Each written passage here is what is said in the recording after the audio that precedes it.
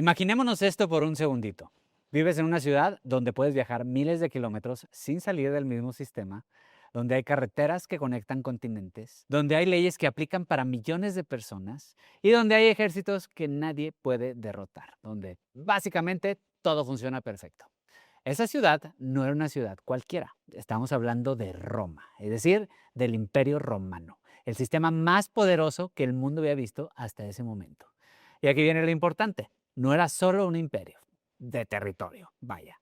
Era un imperio de orden. Porque cuando hablamos de Roma, no estamos hablando solo de conquistas, estamos hablando de algo muchísimo más complejo. Estamos hablando de carreteras que conectaban a todo un imperio, de acueductos que llevaban agua a ciudades enteras, de leyes que organizaban la vida de millones de personas y de un sistema que hacía posible que tanto alguien en Hispania como alguien en Siria vivieran bajo las mismas reglas. Esto no es normal para nada, esto es revolucionario. Y hoy hablaremos de la caída del imperio más fascinante de la historia antigua, es decir, del gran imperio romano. Y como siempre, un poquito de contexto, un poquito de historia.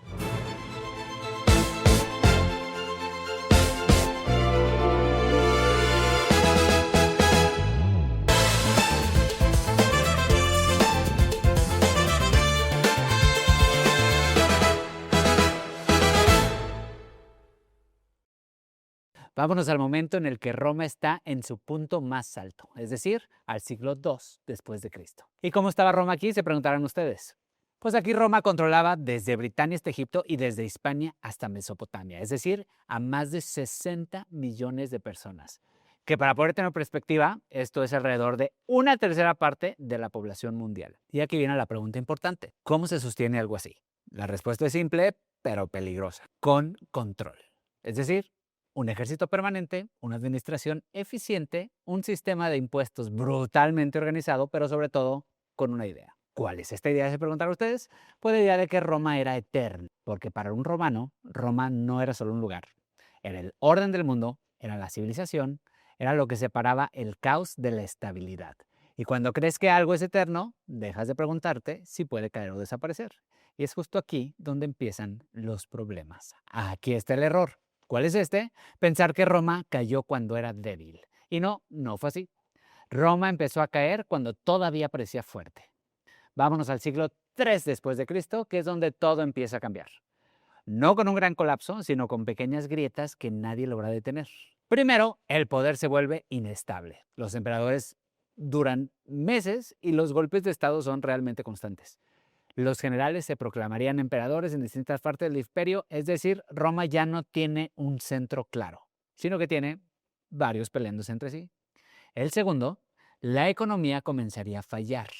La inflación está brutal, la moneda pierde valor, los impuestos suben y la gente empieza a desconfiar de este sistema. ¿Y qué pasa cuando la economía falla? Se preguntarán ustedes. Pues obviamente todo lo demás empieza a tambalearse. Tercero, el ejército cambia. Roma ya no puede sostener a una armada completamente romana. Esto haría que empiece a reclutar extranjeros, es decir, a mercenarios, que son gente que pelea por paga, no por lealtad. Y esto cambiaría todo. ¿Por qué? Se preguntaron ustedes, porque el ejército ya no defiende a Roma, sino que defiende a sus propios intereses. Y mientras todo esto pasa, las fronteras de Roma se vuelven más frágiles, los pueblos que Roma llamaba bárbaros empiezan a presionar, no siempre invadiendo, sino que muchas veces entrando, estableciéndose en estos territorios, formando parte del sistema. Roma ya no está conteniendo el mundo exterior, sino que está absorbiendo sin poder controlarlo. Y entonces llegaría una decisión clave. Vendría por parte de un personaje de la historia llamado Diocleciano, que dividiría el imperio en dos, es decir, en Oriente y en Occidente, para hacerlo más manejable, ¿no? Y en el corto plazo, esto funcionaría. Pero en el largo plazo, cambiaría todo. Porque a partir de ese momento, Roma dejaría de ser una sola cosa y empiezan a ser dos mundos completamente distintos. El Oriente, más rico, más estable y más urbano, mientras que el Occidente, más vulnerable, más rural y más expuesto. Aquí es donde la grieta se convierte en fractura. ¿Por qué? Se preguntarán. Pues porque el Imperio Romano de Occidente ya no tiene la capacidad de sostener lo que era Roma, y lo más peligroso de todo es que no se siente como una caída, se siente como una adaptación, como ajustes con decisiones necesarias, pero muchas veces los imperios no se destruyen de un golpe, sino que van ajustando hasta que un día ya dejan de ser lo que eran. Hasta aquí todo lo que vimos se puede explicar con política, con economía y con ejército. Pero hay algo más, algo mucho más profundo. ¿Qué es esto? Pues que Roma no solo se estaba debilitando, sino que estaba cambiando. Y aquí es donde entra un tema muy incómodo que seguro les sonará un poquito familiar. Estamos hablando nada más y nada menos que del cristianismo. ¿Por qué es esto? Porque durante siglos Roma había construido su identidad sobre algo muy claro, es decir, sobre la ciudad, sobre el imperio, sobre el poder y también sobre el orden. El ser romano era pertenecer a este sistema, pero con la llegada del cristianismo empezaría a aparecer otra forma de ver al mundo. Una donde lo importante ya no es el imperio, sino es algo un poquito más allá. Una donde el poder terrenal ya no es lo más importante y finalmente donde la vida ya no giraría alrededor de Roma, sino que giraría alrededor de la fe. Y esto no es un juicio, no es decir que el cristianismo derribó a Roma. Eso sería simplificar esto un poquito, por decirlo así. Pero la verdad es que sí cambió algo clave. ¿Y qué es esto? Se preguntaron ustedes. Cambiaría la mentalidad. Porque cuando cambias la forma en la que una sociedad entiende al mundo, cambias la forma en la que esta sociedad se sostiene. Antes el ciudadano romano defendía a Roma porque Roma era todo. Y ahora el creyente pertenece a algo más grande que Roma. Y eso tiene sus consecuencias. Es decir, el ejército ya no es lo mismo, el sentido de la identidad ya no es el mismo y finalmente la idea de sacrificio por el imperio ya no es igual. Y mientras todo esto pasa, Roma sigue intentando sostenerse, pero cada vez con menos cohesión. Porque ahora tenemos un imperio dividido, un ejército transformado, una economía debilitada y una identidad que ya no es la misma. Llegamos al siglo V después de Cristo y aquí es donde todo converge. Es decir, los visigodos saquearían Roma, los vándalos llegan y los ostrogodos toman el control. Pero otra vez, no es una invasión repentina, es el resultado de todo lo anterior. Estamos hablando de que Roma ya no tiene la capacidad de responder como antes. Ya no tiene ni la estructura ni la fuerza y ya no tiene la unidad. Entonces, para el año 476 después de Cristo, ocurre lo que tradicionalmente llamamos la caída de Roma. ¿Cómo se representa esto, te preguntarás? Pues con un líder germánico, Odoacro, que depone el último emperador romano de Occidente, es decir, Rómulo Augustulo, que era un niño, y ese detalle lo dice todo. El imperio más poderoso del mundo terminaría, no con una gran batalla, sino con un niño en el poder. Pero aquí es donde está lo más fuerte. Ese día nadie sintió que el mundo se estaba acabando. Es decir, no hubo un gran final, no hubo una escena épica. La realidad es que Roma ya llevaba mucho tiempo dejando de ser la Roma que algún día fue. ¿Y qué tenemos ahora? Roma ya no está, ya no existe. No porque desaparecieran las ciudades de un día para otro, ni porque todo se volviera ruinas inmediatamente, sino porque el sistema que sostenía prácticamente todo simplemente dejó de existir. Y cuando quitas al sistema, todo lo demás empieza a cambiar. Primero, y esto es importantísimo, la seguridad. Es decir, viajar deja de ser seguro, las carreteras siguen ahí, pero ya no hay quien las proteja. El comercio se vuelve peligrosísimo y moverte de una ciudad a otra ya no es una cosa normal. Después, la economía. Roma había construido un mundo conectado con intercambios constantes, es decir, productos moviéndose de un extremo al otro del imperio, pero ahora el comercio se reduce y las regiones se aíslan. Y cada lugar empieza a depender de sí mismo. Luego, las ciudades. Muchas empiezan a vaciarse porque ya no hay seguridad, ya no hay comercio y porque ya no hay un sistema que las sostenga. Esto haría que la gente haga lo lógico. ¿Y qué es esto? Se preguntarán. Irse a las afueras, al campo. Y es justo aquí cuando empieza a cambiar completamente la forma de vivir. Porque cuando el mundo se vuelve inseguro, la gente busca protección. Y cuando la protección ya no viene de un imperio, viene de alguien local, es decir, de un señor, de un líder, de alguien que puede defenderte, pero no lo haría gratis. Este señor esperaría algo a cambio. Esto sería el trabajo, la lealtad y la dependencia. Básicamente, su libertad. Como puedes ver e intuir, se está formando algo nuevo, no de golpe ni con un decreto, sino poco a poco. Estamos hablando de nada más y nada menos que de los feudos, es decir, pequeños mundos cerrados donde la ley ya no es Roma, sino quien tiene el control del territorio. Y mientras todo esto pasa, hay una institución que no desaparece, que no se fragmentó igual y que sigue presente en todas partes. Estamos hablando de nada más y nada menos que de la iglesia. Porque cuando el imperio cae, la iglesia se queda como estructura, como una red, prácticamente como una referencia de identidad. Y esto obviamente cambiaría todo, porque el orden del mundo ya no es político, sino que empezaría a ser religioso. Y aquí es donde nace esta idea que todos hemos escuchado. ¿Cuál es esta? La Edad Media fue un retroceso. Pero hay que tener cuidado con esto. No es que el mundo se haya apagado por completo y no es que todo el conocimiento desapareciera, pero sí hay algo cierto en esto. ¿Qué es esto? Te preguntarás, que el mundo se hizo un poquito más pequeño, más lento, más local y más inseguro. Esto fue porque Roma había conectado todo y cuando desaparece Roma, esta conexión se rompe. Esto es donde está el verdadero impacto de la caída de Roma. No en el momento en que cae, sino en todo lo que deja de existir después. Porque perder un imperio no es solo perder poder, sino que es perder el sistema que hacía posible la vida como la conocíamos. Seguimos con un poquito de contexto y un poquito de historia.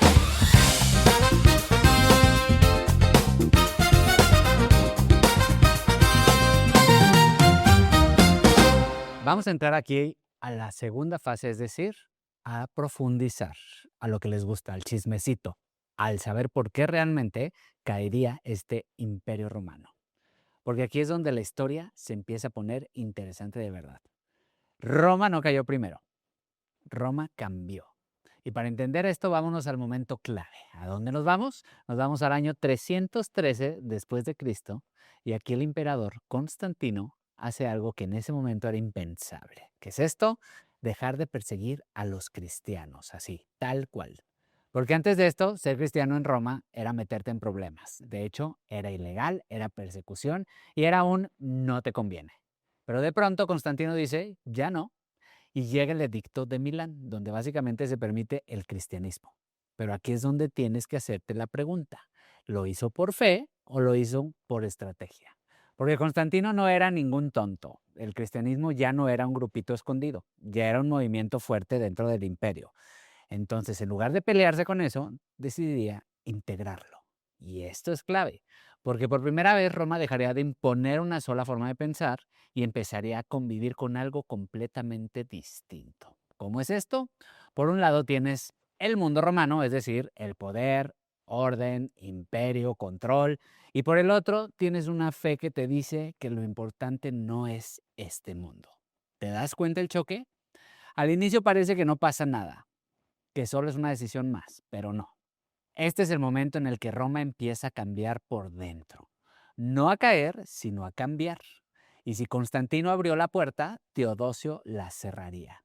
Porque una cosa es permitir una religión y otra muy distinta es imponerla. Nos vamos al año 380 después de Cristo. ¿Quién gobierna aquí? Nada más y nada menos que el emperador Teodosio I. Y aquí sí es cuando Roma cambia de verdad. ¿Cómo cambiaría? Con el llamado Edicto de Tesalónica. Es decir, el cristianismo pasa de ser permitido a ser la religión oficial del imperio. Y esto suena simple, pero no lo es. Porque en ese momento Roma deja de ser lo que había sido durante siglos. ¿Y qué es esto? Te preguntarás. Una mezcla de cultos, de dioses y de tradiciones para empezar a convertirse en algo muchísimo más rígido. Porque ahora ya no es, puedes creer en lo que quieras. Ahora es, esto es lo correcto. Y lo demás empezaría poco a poco a desaparecer. ¿Qué quiere decir esto? Los templos se cierran, los cultos antiguos se empiezan a prohibir y las prácticas que durante siglos fueron normales ahora ya no lo serían. Esto ya no es solo religión, esto es identidad. Roma ya no se define por su imperio, se empieza a definir por su fe, y eso cambiaría la forma en la que la gente entiende el poder, la vida y hasta un lugar en el mundo. Con esto el mundo clásico comenzaría a desaparecer, no de golpe ni con una gran destrucción, sino poco a poco. Es decir, los templos que se dejan de usar, los rituales que se empiezan a abandonar y las ideas que durante siglos fueron normales empezarían a perder el sentido. Aquí es donde se tiene que entender algo importantísimo. ¿Y qué es esto? Te preguntarás. Pues que Roma no era solo un imperio, sino que era una forma de ver al mundo, uno donde la razón, la filosofía y el debate eran la parte central de la vida, y ahora todo esto empieza a cambiar, no porque desaparezca completamente, sino porque deja de ser lo dominante. La educación cambia, las prioridades cambian y la forma en la que la gente entiende la vida también cambiaría. Y este es el punto que muchas veces no vemos. No es que Roma se haya destruido, sino es que dejó de pensar como Roma. Y cuando una civilización deja de pensar como ella misma, es cuando empieza a desaparecer. Y en medio de este cambio, hay una historia que resume esto perfectamente. Estamos hablando de nada más y nada menos que de Hipatia de Alejandría, filósofa, matemática y maestra, una mujer que representa todo lo que ha sido el mundo clásico, es decir, la razón, el conocimiento, el debate, y fue una figura incómoda en un mundo que ya estaba cambiando. Porque ya no era solo filosofía ni pensamiento, ahora era tensión y conflicto político, religioso y social. Y ahora un poquito de contexto y un poquito de historia de Hipatia de Alejandría. Hipatia nacería alrededor del siglo IV a.C. y era hija de Teón, un matemático y astrónomo reconocido que no solo la educaría, sino que prácticamente la formaría desde cero en disciplinas que estaban reservadas única y exclusivamente para hombres. No solo aprendería matemáticas, astronomía y filosofía, sino que las dominaría al punto de convertirse en una de las mentes más respetadas de su tiempo. Llegaría a dirigir la escuela neoplatónica de Alejandría, donde enseñaba a estudiantes de distintas regiones, religiones y posiciones políticas. Y esto es clave, porque Hipatia no representaba solo el conocimiento técnico, sino que representaba la tradición del mundo clásico. Pero el mundo alrededor de Hipatia ya no era el mismo. Alejandría se había convertido en un punto de tensión brutal entre distintas fuerzas. El poder político romano, representado en el prefecto Orestes, y el poder político religioso, encabezado por el obispo Cirilo. La ciudad estaba dividida, polarizada, cargada de conflictos donde la religión y la política ya no podían separarse. Y en medio de todo esto estaba Hipatia, una mujer influyente, respetada por el poder político, escuchada por líderes, admirada por sus alumnos, pero también un poquito incómoda. ¿Y por qué era incómoda, te preguntarás? Porque no pertenecía completamente a ningún bando, sino que representaba una forma de pensar que ya no encajaba del todo con este nuevo orden que se estaba formando. Poco a poco su figura empezaría a ser vista no como una maestra, sino como un obstáculo. Comenzarían los rumores, que se influía demasiado en Orestes, que se impedía acuerdos, que si representaba algo que tenía que desaparecer para que la ciudad avanzara. Y es justo aquí donde la historia toma el giro que ya conocemos. ¿Cuál es este? Hipatia es asesinada brutalmente. Y cuando digo brutal, es brutal. La arrastraron, la desnudaron, la hicieron actos de aquellos que ya saben, y ya desvivida, la dividieron en partes para terminar quemándolas. Ahora, esto es importante decirlo bien. No es que su muerte sea la caída de Roma, no es así de simple, pero sí es un símbolo de que el mundo se estaba apagando y que otro nuevo tomaría su lugar. Hipatia no es solo una persona, sino es el momento exacto en el que te das cuenta de que las cosas ya no son como antes. Hay otro símbolo que todo el mundo reconoce. Estamos hablando de nada más y nada menos que de la Biblioteca de Alejandría. Es el lugar donde en teoría estaba todo el conocimiento del mundo y seguramente has escuchado varias historias de esto. No fue solo un incendio, no fue solo un evento y no fue un día que se quemó todo y ya, sino que fue algo muchísimo más lento y más incómodo. Es decir, fue abandono y un cambio de prioridades. Fue un mundo que dejó de invertir en esto. ¿Pero por qué pasó esto? Porque cuando cambia la forma en la que una sociedad entiende el mundo, también cambia lo que considera importante. Y lo que antes era central empieza a quedarse atrás. La biblioteca no desaparece de golpe, se va apagando como el mundo que representa. Y por esto es que es tan potente como símbolo, porque no solo es la pérdida de los libros, sino que es la pérdida de una forma de pensar y la representación perfecta de la caída de este gran imperio romano. Y mientras todo esto pasaba, Roma tomaría una decisión que parecería lógica para unos, pero no tanto para otros. ¿Qué es esto? Se preguntaron ustedes. La división del imperio. Estamos hablando de la creación tanto del imperio romano de Oriente como el de Occidente. Y la idea aquí es simple. El imperio es demasiado grande para gobernarse como uno solo. Entonces, ¿qué hacemos? Lo partimos y lo hacemos muchísimo más manejable. Esto en el corto plazo funciona, pero en el largo plazo crearía dos mundos completamente distintos. El Oriente, más rico, más estable, más urbano, más organizado, mientras que el Occidente se volvería más débil, más rural y más expuesto. Poco a poco, estos imperios empezarían a separarse no solo políticamente, sino culturalmente, porque ya no piensan igual, ya no viven igual y ya no responden igual. Y aunque Roma sigue existiendo, ya no sería una sola pieza, ni siquiera una sola identidad, Y cuando un sistema deja de ser uno, es más fácil que una de estas partes se debilite más. ¿Qué pasaría? El Imperio Romano de Oriente sobreviviría 1000 años más con otro nombre que seguro conocen, que es decir, Bizancio, mientras que el Occidente desaparecería para siempre. Cuando pensamos en la caída de Roma, imaginamos invasiones, batallas y destrucción, pero el verdadero cambio ya había pasado antes. Roma dejó de ser Roma mucho antes de desaparecer. Y aunque no tenemos un solo culpable, tenemos estos puntos de inflexión que nos mostraron este futuro inevitable que nadie quiso ver y mucho menos aceptar. Y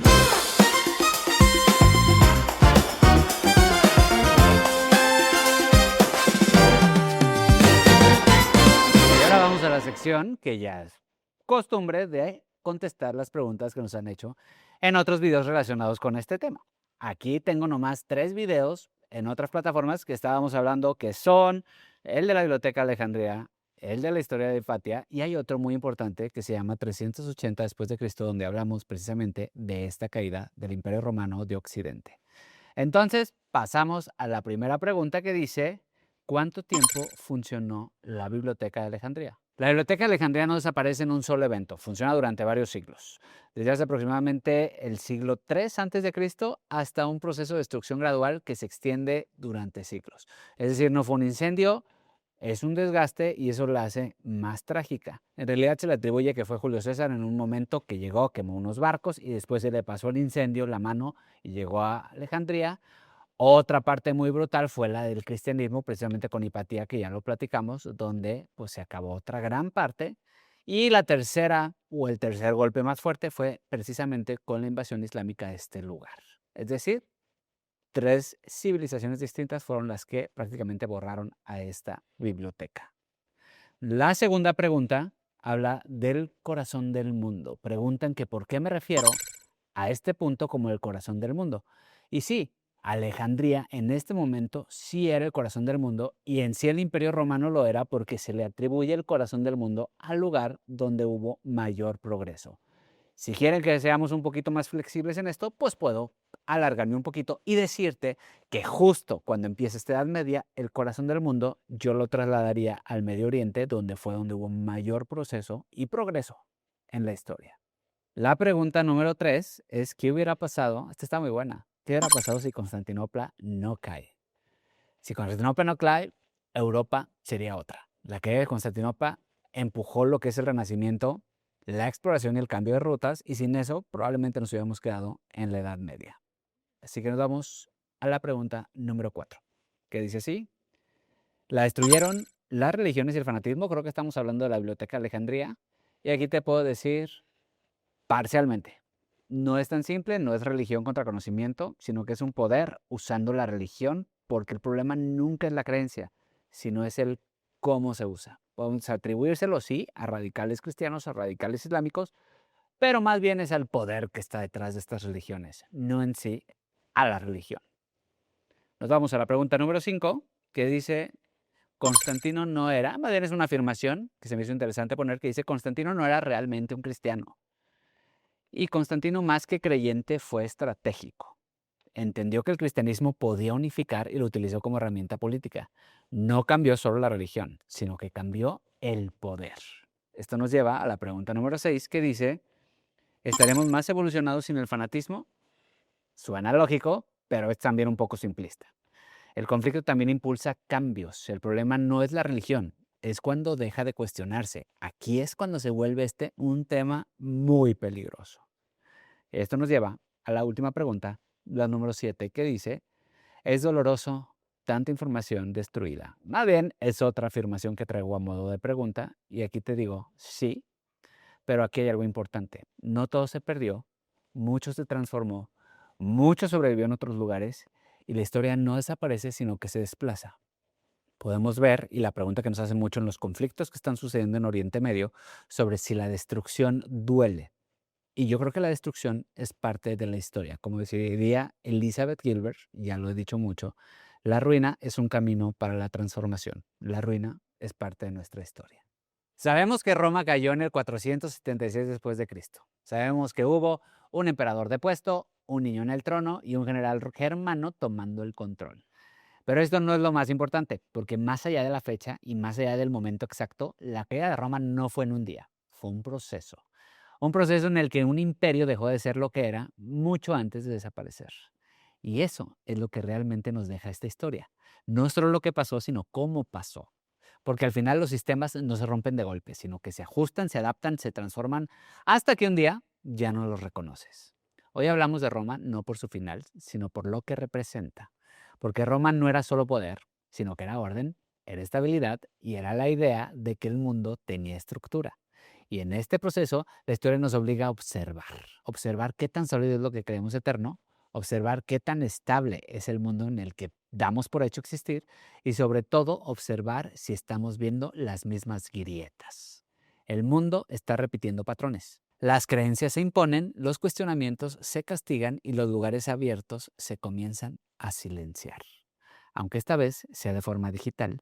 Y si queremos evitar que se repitan las historias como la de Alejandría o como la de Hipatia, la única forma de lograrlo es creando, buscando y compartiendo un poquito de contexto y un poquito de historia.